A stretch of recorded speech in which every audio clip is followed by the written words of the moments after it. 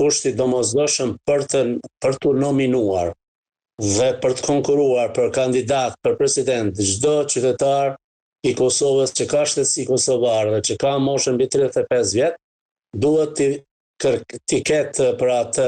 nënshkruara 30 deputet, pra me nënshkrimet e tyre, 30 nënshkrimet e deputetëve, më së paku, në mënyrë që të nominohet dhe të kandidohet, konkuroj atje në kuvend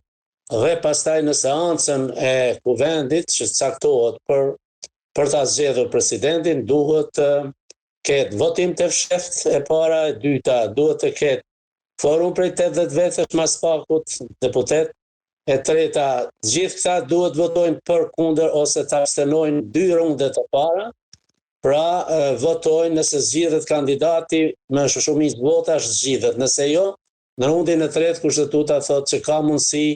që me 61 deputet të votohet presidenti apo presidentja e ardhshme. Qofse nuk ndodh as në rundin e parë, as në dytë, as në tretin, kushtetuta thotë që pastaj kuvendi shpërndahet dhe brenda 45 ditësh organizohen domosdoshmërisht zgjedhjet e reja të parakohshme dhe të jashtëzakonshme. Kushtetuta është e heshtur, po e shpjegoj heshtëmërinë e kushtetutës se a duhet dhe a mundet të organizohet një seancë tjetër të cilën ti pyetjen tënde e shtrove eventualisht që të ketë 2 seanca më radh. Pra, nuk është e definuar kushtetuta në këto elemente. Mbetet që të interpretohet dhe të interpretohet natyrisht nga kuvendi edhe eventualisht nga gjykata kushtetuese nëse vim situatë tillë. Në ato vendimet e gjykatës kushtetuese, gjykimet e saj, është në qartë dhe çiltër që deputetët e kanë, duke qenë përfaqësues të popullit, e kanë obligim që në rast të votimit të kryetarit apo nënkryetarit të kuvendit të jenë të pranishëm në salë dhe të votojnë për kundër ose abstenim. E njëjta gjë vlen edhe në këtë rast dhe kjo është shumë e rëndësishme që po e shtron si pyetje dhe që të kuptohet, sepse nuk po përmendet shpesh ose nuk po jepet rëndësi dhe theksi i veçantë, se deputetët e opozitës të cilët po paralajmërojnë ose partitë politike, eksponentët e tyre se nuk do të jemi,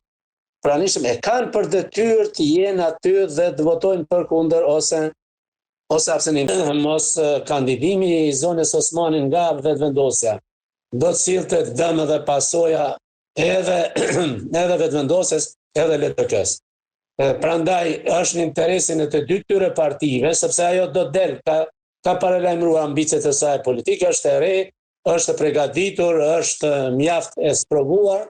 dhe autoritative edhe në arenën ndërkombëtare, dhe mund ta bëjë një parti politike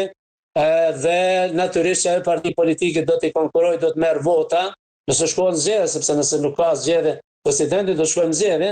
atëherë dëmton, patjetër e dëmton organikisht dhe esencialisht edhe LDK-n edhe vetëvendosjen. Mos kandidimi i zonës Osmani nga vetëvendosja